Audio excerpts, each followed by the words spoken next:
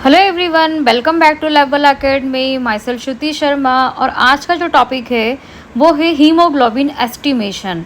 तो methods of haemoglobin estimation, जो कि डीएमएलटी कोर्स यानी कि पैरामेडिकल साइंस का टॉपिक है, बहुत इंपॉर्टेंट टॉपिक है।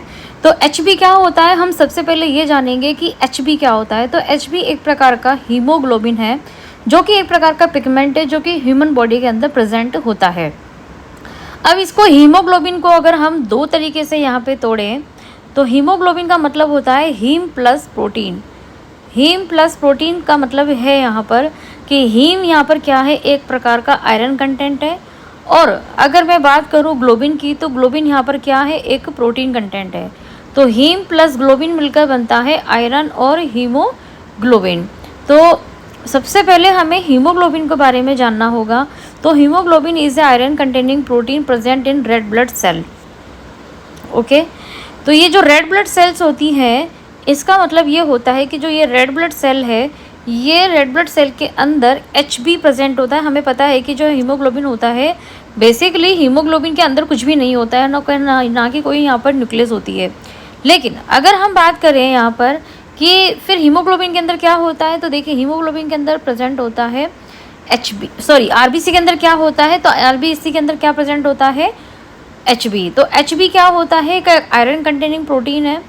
आयरन कंटेनिंग प्रोटीन का मतलब है कि आयरन प्लस प्रोटीन है। तो आयरन अपने आप में हीम होता है और प्रोटीन अपने आप में एक प्रकार का अलग प्रकार का प्रोटीन होता है, जो कि 4 पॉलीपेप्टाइड से मिलकर बना होता है पूरा प्रोटीन का मॉलिक्यूल। ये पूरा प्रोटीन का जो मॉलिक्यूल होता है वो कहाँ प्रेजेंट होता है, वो बेसिकली प्रेजेंट होता है आरबीसी में। ओके, तो ये जो आरबीसी के अंदर जो ये प्रेजेंट होता है, अब आरबीसी के अंदर प्रेजेंट अगर हम देखें तो ये transport oxygen from lungs to tissue and carbon oxide from tissue to lungs. यानी कि कहने का मतलब क्या है कि अगर हम यहाँ पे ये बात करें कि haemoglobin is iron containing protein present in red blood cell. RBC के अंदर इस तरह से अंदर की साइड में क्या प्रेजेंट होता है, एचबी। ये एचबी का काम क्या होता है कि ऑक्सीजन को ये ले जाता है लंग्स से टिश्यू तक, और फाइनली टिश्यू के अंदर जितनी भी मेटाबॉलिक रिएक्शंस हो रही हैं, आफ्टर मेटाबॉलिक रिएक्शन होने के बाद, आफ्टर O2 को कंज्यूम करने के बाद, जो भी CO2 जो वहाँ पे बनती है, जो रिलीज़ होती है, वो वापस से टिश्यू से कहाँ पर आती है, लंग्स पे आती है। मतलब कि L2T और T2L, पर L2T में कौन जा रहा है, O2, और वापस T2L कौन जा रहा है, CO2। यानी कि अच्छी जो ऑक्सीजन है, जो हमारी सेल्स को चाहिए, ग्रोथ को चाहिए, मेटाबॉलिज्म को चाहिए, रिप्रोडक्शन के लिए चाहिए, तो लंग से हमें शुद्ध हवा आती है हमारे सारे टिश्यू सेल को। लेकिन वापस हमारे वहाँ पर जितनी भी मेटाबॉलिक रिएक्शंस होती है, जो भी वेस्टेज होता है, जो भी वहाँ से गैसेस निकलती है, CO2, वो वापस कहाँ पे आनी है, लंग्स में आनी है। तो जब ये लंग्स में आती है तो ये किसके थ्रू आती है, बेसिकली वो ब्लड के थ्रू आती है। और हम सबको पता है कि ब्लड में कौन सी सेल होती है, आरबीसी। तो बेसिकली आरबीसी के अंदर प्रेजेंट है एचबी खुद कंटेन है O2 से, और O2 ब्लड के थ्रू हमारी पूरी बॉडी में पूरे सेल, टिश्यू, ऑर्गन सिस्टम को ऑक्सीजन कैरी करती है। ऑक्सीजन का मतलब लेना ये नहीं होता है कि केवल हम सांस ले रहे हैं और हमें ऑक्सीजन मिल रही है। ऑक्सीजन का मतलब है हमारी बॉडी की ईच एंड इंडिविजुअल सेल और टिश्यू को भी ब्रीथ चाहिए होती है। ठीक है, तो आई होप को समझ में आ गया होगा कि एचबी का फंक्शन क्या होता है। आगे चलते हैं कि इम्पोर्टेंस ऑफ एचबी एस्टिमेशन। अब एचबी एस्टिमेशन क्यों करते हैं, क्यों इसकी इम्पोर्टेंस है, क्या ज़रूरत पड़ गई है हमें एचबी एस्टिमेशन, क्यों हर व्यक्ति को जब सीबीसी की रिपोर्ट होती है तो उसको केवल एक ही सबसे ज़्यादा क्यूरियोसिटी होती है कि मेरा एचबी कितना है। मतलब कि अगर मैं इसको बिल्कुल नॉर्मल लैंग्वेज में बात करें कि मेरी बॉडी में खून कितना बन रहा है, अगर एचबी जैसे काम आता है तो हमें लगता है कि हमारी बॉडी में खून नहीं बन रहा है, हम कहीं एनीमिक तो नहीं है, हमारे अंदर ब्लड की कमी तो नहीं हो गई है ना। इस तरह से इंपॉर्टेंस ऑफ एचबी एस्टिमेशन, अगर आपको ये पता होगा कि एचबी एस्टिमेशन करना क्यों ज़रूरी है, तो हम उसको टेक्निकली अच्छे से समझ पाएंगे कि एचबी एस्टिमेशन क्यों ज़रूरी होता है। तो डायग्नोसिस ऑफ एनीमिया, यानी कि कोई पेशेंट, एनीमिया का मतलब होता है रक्त की कमी। अगर हम नॉर्मल लैंग्वेज में बात करें तो एनीमिया को हम साफ शब्दों में समझ सकते हैं कि खून की कमी। लेकिन खून की कमी केवल खून नहीं होता है, खून किससे बन रहा है भैया? एचबी से बन रहा है, आरबीसी की वजह से होता है। अगर आरबीसी के अंदर हीमोलाइसिस हो चुका है, कोई विटामिन B12 की कमी हो गई है, या कोई बोन मेरो में प्रॉब्लम हो गई है, तो जैसे ए प्लास्टिक एनीमिया होता है, मेगालोब्लास्टिक एनीमिया होता है, या हीमोलाइटिक एनीमिया होता है। मतलब एनीमिया में भी वेराइटीज़ हैं, बट उसका सेपरेट वीडियो मैंने शायद डाल रखा है अपने चैनल पर, तो आप वहाँ जाके देख सकते हैं कि टाइप्स ऑफ एनीमिया क्या होते हैं। डिटेक्टेशन ऑफ पॉलीसाइथीमिया। अब ये जो वर्ड आ रहा है polycythaemia, what is the meaning of polycythaemia? मतलब इंक्रीजिंग नंबर ऑफ आरबीसी। जब एकदम से बहुत ज़्यादा, पॉली मतलब ज़्यादा, और साइथीमिया से मतलब यहाँ पे रेड ब्लड सेल के लिए आया है। तो पॉलीसाइथीमिया का मतलब हम यहाँ पे ये बताना चाह रहे हैं कि एकदम से आरबीसी की में संख्या में या तो वृद्धि हो जाए, या आरबीसी बहुत ज़्यादा मोटी हो जाए। और पॉलीसाइथीमिया के कंडीशन में क्या होगा कि आरबीसी जैसे ऐसे गोल होती है, तो वो अंदर अंदर ऐसे गहरी होती जाती है। जब वो गहरी होती जाती है तो यानी कि इसमें एचबी का कंटेंट भी बहुत सारा हो सकता है, और इस तरह से ये हमारी जो आरबीसी होती है वो नॉर्मल आरबीसी ना होकर क्या कहलाएगी? अब ये पॉलीसाइथीमिया कहलाएगी। तो ये कंडीशन जो मैंने आपको दिखाई है, ये क्या होती है? पॉलीसाइथीमिया, यानी इंक्रीजिंग आरबीसी अपने आप में बहुत ज़्यादा इंक्रीज हो जाती है। फिर आता है मॉनिटरिंग ट्रीटमेंट रिस्पॉन्स, यानी कि कोई भी आपका बॉडी में ट्रीटमेंट चल रहा है, वो सही से काम कर रहा है कि नहीं कर रहा है, वो उसको भी हम इससे देख सकते हैं कि एचबी पे इस पर क्या इफेक्ट आ रहा है।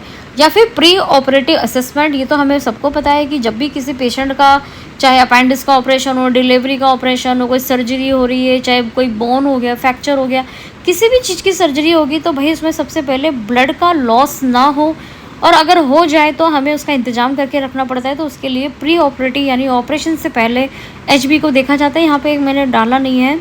एक और चीज़ होती है जहाँ पे एचबी का बहुत बड़ा रोल है, जैसे कि हम जानते हैं ब्लड डोनर, ब्लड डोनेशन। तो जब कोई पर्सन, हेल्दी पर्सन जब ब्लड डोनेट करने जाता है, तो उस व्यक्ति का हम सबसे पहले ब्लड डोनेट करने वाले पर्सन का ब्लड एचबी चेक करते हैं कि उसका प्रॉपर मात्रा में एचबी बॉडी के अंदर है कि नहीं है। अगर मान लीजिए एक रेंज होती है फिक्स, जैसे 11 से नीचे अगर किसी का एचबी होता है, तो वो it is not able to give the blood to recipient के लिए, क्योंकि आप उसका ब्लड नहीं ले सकते हैं, क्योंकि उसके अंदर खुद के अंदर अभी एनीमिया कल को उसको ना हो जाए, या उसके अंदर ब्लड का लॉस नहीं हो जाए।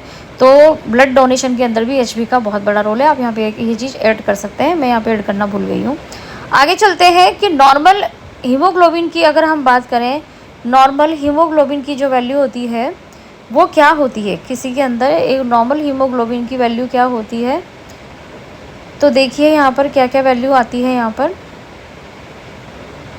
नॉर्मल हीमोग्लोबिन में आप देखेंगे तो एडल्ट जो होता है, यहाँ पर उसके अंदर होता है एडल्ट मेल के अंदर, मतलब यहाँ पर किसकी बात चल रही है? एडल्ट मेल की बात चल रही है। तो एडल्ट मेल में 13 से 17 हीमोग्राम पर डीएल होता है, क्योंकि ऊपर यहाँ वैल्यू लिखी हुई है ग्राम पर डीएल की। एडल्ट फीमेल में होता है 12 से 15, चिल्ड्रन में होता है 11 से 14, और न्यू बॉर्न में होता है 14 से 20। तो यानी सबसे ज़्यादा किस में होता है? सबसे ज़्यादा होता है न्यूबॉर्न के अंदर। आगे हम चलेंगे तो देखेंगे कि प्रिंसिपल ऑफ हीमोग्लोबिन एस्टिमेशन, चूँकि हमारा टॉपिक जो है ना, टॉपिक हमें पकड़ के चलना है कि हमारा यहाँ पर टॉपिक क्या है? एचबी। हमें ये देखना है कि फाइनली इस पूरे टॉपिक में एचबी को कैसे निकाला जाता है। ठीक है, आपको यहाँ वेराइटीज़ मिलेंगी, जैसे खाने में वेराइटीज़ होती है ना, अलग अलग, ये खा ले, हम वो खा ले, इस तरह से हमारे पास यहाँ वेराइटी कि हम एचबी इससे निकाल ले, एचबी उससे निकाल ले। तो now I will teach you today कि the whole types of the method that कि which kind of the method से we are using here for the haemoglobin estimation. कहने का मतलब है कि ऐसे कौन कौन से मेथड है जिनकी वजह से हम हीमोग्लोबिन एस्टिमेशन को निकाल सकते हैं। तो जैसे haemoglobin is converted to colour compound, या तो देखिए हीमोग्लोबिन क्या होगा? हीमोग्लोबिन एक प्रकार का पिगमेंट होता है जिसकी वजह से हमारा ब्लड का कलर रेड होता है। तो it will be coloured compound, यानी कि ये दूसरे किसी कलर में चेंज हो जाए। जैसे रेड, जैसे मान लीजिए लाल है तो येलो हो जाए, नीला हो जाए, रेड हो जाए, ग्रीन हो जाए, कौन सा कलर में हो जाएगा? इंटेंसिटी ऑफ कलर, जब वो कलर में चेंज हो जाएगा तो कलर की इंटेंसिटी मेजर की जाएगी इंस्ट्रूमेंट से। जैसे कि कौन सा कलर इंटेंसिटी इंस्ट्रूमेंट कौन होते हैं? कलरीमीटर होते हैं, या फिर स्पेक्ट्रोफोटोमीटर होता है, जो कि एक प्रकार के कलर की यानी लाइट के वेवलेंथ के बेस पर हम उसके कलर की डिटेक्टेशन कर सकते हैं। Colour intensity is directly proportional to the HB concentration. जो भी कलर की यानी सैंपल किसी पेशेंट का, मान लीजिए ब्लड है, उसको आपने डाइल्यूट किया किसी रिएजेंट से, लिक्विड फॉर्म में ही किया, और जो भी आपने इसकी कंसंट्रेशन निकाली कलरीमीटर से, स्पेक्ट्रोफोटोमीटर से, तो फिर आप उसको क्या निकाल सकते हैं, एचबी की कंसंट्रेशन, यानी कि पेशेंट के अंदर एचबी कितना है। अभी जब हम इसको वन बाय वन डिस्कस करेंगे तो यू विल अंडरस्टैंड दैट कि what we are discussing here today, हम कौन सा टॉपिक यहाँ पर पढ़ने वाले हैं। तो classification of HB essential method की मैं बात करूँ तो सबसे जो दो इंपॉर्टेंट है वो है डायरेक्ट मेथड में कौन से आ रहे हैं सारे, Sahli acid haematin method, cyanmethaemoglobin method, oxy haemoglobin method, और एक है टॉल्किस्ट मेथड। देखिए चारों ही मेथड बहुत इंपॉर्टेंट है, बहुत ज़्यादा पॉपुलर है बिकॉज क्योंकि एग्ज़ाम में ज़्यादातर बच्चों से ये पूछे जाते हैं। तो हम यहाँ पर सबको एक एक फॉर्म में डिस्कस करेंगे। तो ऑटोमेटेड मेथड तो जैसे हेमाटोलाइजी एनालाइजर होते हैं, जैसे 3 पार्ट सेल काउंटर होता है, 5 पार्ट सेल काउंटर होता है। तो 3 पार्ट 5 पार्ट का मतलब होता है कि WBC 5 पार्ट की होती है। तो ऐसे जैसे कि न्यूट्रोफिल, लिम्फोसाइट, बेसोफिल, मोनोसाइट्स और एओसिनोफिल यानी 5 पार्ट एनालाइजर मार्केट में अवेलेबल होते हैं, जिससे हम CBC की सीधा रीडिंग ले सकते हैं। और एक होता है स्पेक्ट्रोफोटोमीटर, जिसमें कि हम कलरीमीटर या स्पेक्ट्रोफोटोमीटर से भी पता लगा सकते हैं। आगे हम पढ़ेंगे कि सबसे पहला आ रहा है हमारा साहिली मेथड। तो साहिली मेथड सबसे पॉपुलर मेथड है और सबसे ओल्ड है, क्योंकि इसका दूसरा नाम होता है एसिड हेमाटिन मेथड। तो बच्चों आपको यहाँ पे कंफ्यूज नहीं होना है। अगर आपके एग्ज़ाम में अगर 5 नंबर में या 10 नंबर में अगर आपसे बोल दिया जाए कि डिस्क्राइब एसिड हेमाटिन मेथड, तो आपको घबराना नहीं है, इसका मतलब होता है साइली मेथड। तो हीमोग्लोबिन रिएक्ट, इस मेथड के अंदर प्रिंसिपल क्या है कि जो पेशेंट का जो ब्लड होगा, अगर उस पेशेंट के ब्लड में प्रेजेंट अगर हीमोग्लोबिन रिएक्ट कर जाता है N/10 HCl से, तो ये जो N/10 HCl जो सोल्यूशन होता है, अगर इससे रिएक्ट कर जाता है तो वो किस में चेंज हो जाएगा, ब्राउन कलर में, एसिड हेमाटिन में, क्योंकि हीमोग्लोबिन से बना एसिड हेमाटिन यानी वो बहुत ज़्यादा अम्लीय हो चुका है और साथ में उसका कलर हो गया है ब्राउन कलर का। इस मैच्ड विद स्टैंडर्ड कंपार्टर, यानी कंपार्टर का मतलब ये होता है कि साइड में 2 ऐसे ब्राउन कलर के कंपार्टर होंगे और बीच में एक प्रकार की नली होगी, जिसमें कि आप जब एसिड के अंदर ब्लड डालेंगे और ब्लड को फिर जब इसमें धीरे धीरे पानी मिलाएंगे तो एक ऐसा लेवल आएगा जहाँ पे कि वो कलर पूरी ट्यूब का क्या हो जाएगा, रेड से चेंज हो जाएगा। तो मोस्टली यहाँ पर जो चेंज कर कलर होता है वो होता है ब्राउन। अगर वो ब्राउन कलर के मैच कर जाता है और उसी टाइम उसकी वैल्यू आ जाती है कि पेशेंट के अंदर कितना हीमोग्लोबिन है। इक्विपमेंट की बात करें तो Sahli haemoglobinometer, HB tube, HB pipette और स्टीरर और N/10 HCl, इसके सबके डायग्राम मैंने आगे लगा रखे हैं। तो मैं पहले आपको डायग्राम समझाती हूँ। ये देखिए, ये पूरा एक साइली इक्विपमेंट किट लग रहा है, एक प्रकार की बोतल है और ये आपका साइलीमीटर का कंपार्टमेंट है। ठीक है, यहाँ पे ये दो ब्राउन कलर के कंपार्टमेंट है। इस ब्राउन कलर के कंपार्टमेंट के हिसाब से हमें नली के अंदर क्या डालना है, हमें डालना है वाटर। इस वाटर किसके अंदर डालना है कि ये जो आपको कांच की टेस्ट ट्यूब दिख रही है ना, ये बेसिकली कहलाती है हीमोग्लोबिनोमीटर ट्यूब। ठीक है, यहाँ पे देख लेती है, यहाँ पर हीमोग्लोबिन ट्यूब और यहाँ पे एक पिपेट होती है जिसमें 0.2 ml लिखा हुआ है। तो यानी यहाँ तक हमें क्या लेना है, पेशेंट का ब्लड, और हीमोग्लोबिन ट्यूब में क्या लेना है, एसिड। फिर यहाँ से हम इसको ट्रांसफ़र करेंगे इसके अंदर। देन ट्रांसफ़र करने के बाद हम डाल देंगे इसको इस कंपार्टमेंट के अंदर, यानी इस नली के अंदर। जब हम इस नली के अंदर डालेंगे तो यहाँ पर क्या होगा, पहले से एसिड होगा, एसिड के अंदर मिलाएंगे क्या, ब्लड, और उसके साथ में इसको थोड़ा सा हिलाएंगे, स्टीरर करेंगे। हिलाने के बाद क्या होगा कि ये जो 2 आपको दिख रहे हैं ब्राउन कलर के कंपार्टमेंट, यहाँ पर एक कलर आ जाएगा किसका, ब्लड का। और जिस लेवल पर जहाँ पे ये जो नंबर डले हुए हैं जैसे 2, 4, 7 और ये सब, जिस नंबर पे आके मान लीजिए आपका किसी का हीमोग्लोबिन 12 पे आके ब्राउन हो गया है, पूरा 12 पे आके ब्राउन, तो इसका कलर, इसका हीमोग्लोबिन कितना हो गया, 12 हो गया। 16 पे आके रुक गया ब्राउन कलर, मतलब कि 16 हो गया। तो इस तरह से यू कैन सी दैट कि हम कैसे हमारा जो है हीमोग्लोबिन को यहाँ पर हम निकाल सकते हैं। ठीक है, आगे हम थोड़ा सा थ्योरी पढ़ेंगे, दिन आपको समझ में आएगा। तो स्टीरर, N/10 HCl, ये यहाँ पर जो भी रिक्वायरमेंट है वो यहाँ पे भी डली हुई है। प्रोसीजर की अगर बात करें तो सबसे पहले हम HB ट्यूब के अंदर क्या भरेंगे, N/10 HCl। अभी बताया था ना मैंने आपको कि 20 मार्क तक यहाँ पे एक मार्किंग होती है इस ट्यूब के अंदर। तो यहाँ पर 20 मार्क तक हम क्या भरेंगे, HCl भरेंगे। ठीक है, HCl के बाद हम इसमें क्या करेंगे, down blood up to 20 microlitre mark in HB pipette. तो हमें ब्लड कितना लेना है, यहाँ पर देखिए 20 माइक्रोलीटर ब्लड में हमने कितना लिया, यहाँ तक ही हमें ब्लड लेना है। ठीक है, और केयरफुली इसको मार्क कर देना है। Add blood to acid solution, तो यहाँ पर ब्लड कैसे में चला जाएगा, एसिडिक हो जाएगा, यानी कि क्योंकि इसमें क्या मिल गया है, अब HCl मिल गया है। मिक्स अच्छे से करेंगे थ्रोली और वेट फॉर 10 मिनट के लिए रुकेंगे ताकि सेटल डाउन हो जाए, ताकि जो भी सेल्स वगैरह हैं वो सब अपने आप में एक दूसरे के साथ फ्रिक्शन नहीं करें। Add distilled water drop by drop. अब हम क्या करेंगे, इसमें धीरे धीरे पानी डालते जाएंगे। कब तक डालते जाएंगे, जबकि दोनों साइड में जो ब्राउन कलर के कंपाउंडर हैं उनसे अब उसका हीमोग्लोबिन का कलर चेंज नहीं हो जाता, और जैसे वो ब्राउन कलर के में मैच हो जाते हैं और वही उनका हीमोग्लोबिन एग्जैक्टली होता है। तो आई होप बच्चों आपको समझ में आएगा कि ये साइली मेथड का टेस्ट ट्यूब मेथड क्या है या फिर ये क्या चीज़ है। अब इसके एडवांटेज और डिसएडवांटेज की बात करें तो एडवांटेज जैसे कि बहुत सिंपल मेथड है, चीप है, सुटेबल फॉर लेबोरेटरीज है, स्मॉल लेबोरेटरीज। और अगर डिसएडवांटेज की बात करें तो थोड़ा सा लेस एक्यूरेट है कि हाँ गलती हो सकती है। विजुअल कलर मैचिंग, अगर किसी को अच्छे से कलर मैच नहीं करना आता है तो भी दिक्कत हो सकती है। Can not measure all HB derivative, हम HB तो कर सकते हैं लेकिन HB के डेरिवेटिव को इससे आइडेंटिफाई नहीं कर सकते हैं। अब दूसरा मेथड आता है साइनोमेथिमोग्लोबिन मेथड। तो साइनोमेथिमोग्लोबिन जो मेथड होता है उसका प्रिंसिपल होता है कि हीमोग्लोबिन रिएक्ट विद ड्रापकिन रिएजेंट। देखिए यहाँ पे एक वर्ड आ रहा है ड्रापकिन रिएजेंट। तो cyanmethaemoglobin is formed absorbance measure at 550-40 nanometre में, ठीक है। यानी कि आप इसके अंदर जो काम में आने वाला रिएजेंट है उसको बेसिकली हम क्या बोलते हैं, ड्रापकिन रिएजेंट। और साइनोमेथिमोग्लोबिन जो है वो फॉर्म्ड हो जाता है, यानी HB से चेंज हो जाता है वो साइनोमेथिमोग्लोबिन में। एब्जॉर्बेंस मेजर्ड एट 540 nm, ये एक प्रकार की लाइट का वेवलेंथ है जिस पर कि इस एब्जॉर्बेंस को लिया जाता है, ठीक है, 540 nm पर कंसिडर करेंगे। बाकी हम इसमें आगे की प्रोसीजर ऑफ साइनोमेग्लोबिन मेथड कैसे करते हैं। एड ब्लड टू ड्रापकिन रिएजेंट, हम पेशेंट के ब्लड को किस में डालेंगे, ड्रापकिन रिएजेंट में डालेंगे। अच्छे से उसको मिलाएंगे, 5-10 मिनट के लिए रुकेंगे और मेजर ऑब्जर्विंग यूजिंग स्पेक्ट्रोमीटर, और उसको सैंपल को क्यूवेट में लेके स्पेक्ट्रोमीटर में डाल देंगे और आपको इसकी रीडिंग दिख जाएगी। कंपेयर विद स्टैंडर्ड कर्व कर लेंगे। एडवांटेज ऑफ साइनोमेग, अब इसका क्या एडवांटेज है, तो ये हाईली एक्यूरेट होता है, इंटरनेशनल रेफरेंस मेथड है, measure most HB derivative. Disadvantage की बात करें तो uses toxic cyanide reagent and requires spectrophotometer.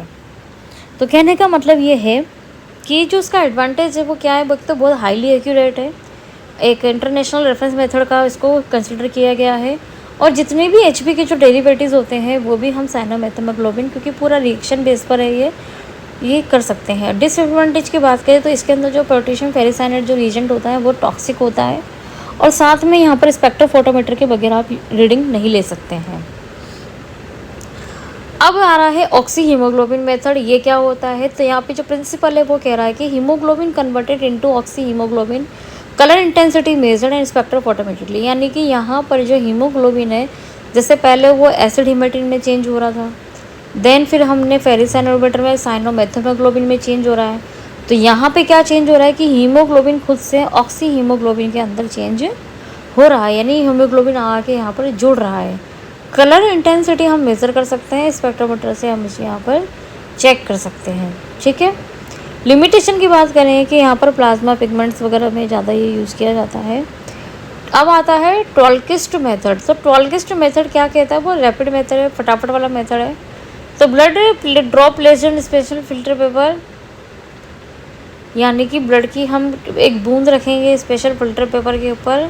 Colour compared with standard chart, अब इसका एक कलर स्टैंडर्ड आता है जिसमें हम ये देख सकते हैं कि फलानी ड्रॉप का जो कलर है वो क्या आ रहा है, ठीक है।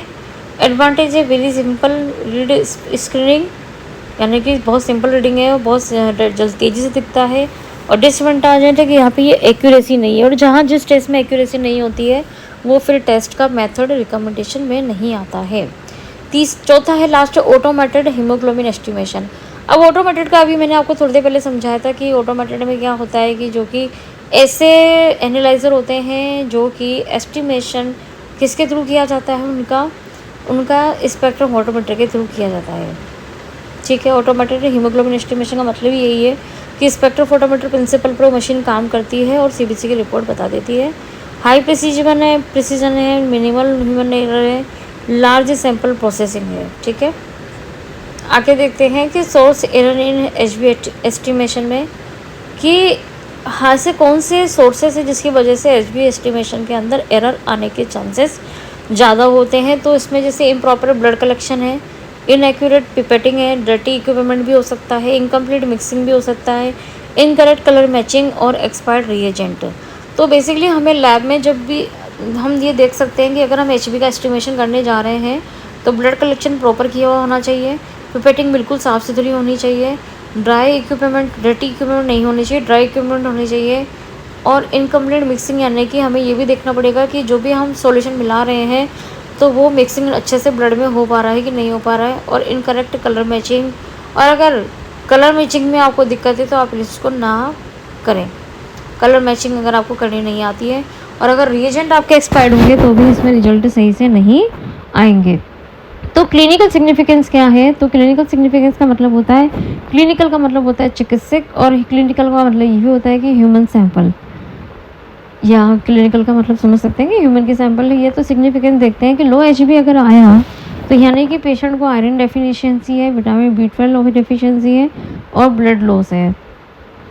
अगर हम हाई एचबी की बात करें तो ज़्यादा एचबी होना भी पॉलीसाइथीमिया यानी इंक्रीजिंग ऑफ आरबीसी, डिहाइड्रेशन और क्रॉनिक लंग्स डिजीज इसमें हो सकती है। लास्ट में हमने एक मेथड यहाँ पर तैयार किया है जो कि कंपैरिजन की फॉर्म में आ रहा है कि साइलिंग मेथड जो होता है मॉडरेट होता है, लो कॉस्ट वाला होता है और इक्विपमेंट बिल्कुल सिंपल होते हैं। और साइनोमेथोग्लोबिन की बात करें तो यहाँ पे एक्यूरेसी थोड़ी हाई होती है, मॉडरेट होता है और स्पेक्ट्रोफोटोमीटर से किया जाता है। टॉलकिस्ट में थोड़ा सा एक्यूरेसी लो होता है, वेरी लो, फिल्टर पेपर पे कर रहे हैं क्योंकि।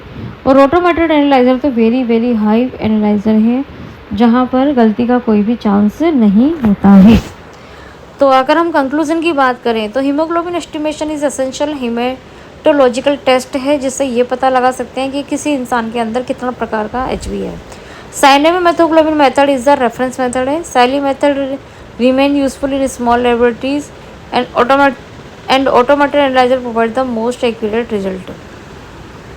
आई होप आपको पूरा कंक्लूजन समझ में आया होगा। तो thank you very much for watching my video, full video. And I hope so कि बच्चों के एग्ज़ाम आने वाले हैं तो आप लोगों को आप ये मेथड आपको शॉर्ट एंड स्वीट में समझ में आया होगा, क्योंकि मैं ज़्यादा वीडियो लंबा नहीं कर सकती हूँ। तो ये जितना मैंने वीडियो बनाया है ये इन्फॉर्मेशन भी आप लोगों के लिए सफिशिएंट है। आप चाहें तो इसको पढ़ सकते हैं, समझ सकते हैं, और किसी भी पार्ट में किसी भी सेक्शन में अगर आपको प्रॉब्लम आई है तो आप मुझे नीचे कमेंट कर सकते हैं। ओके, धन्यवाद।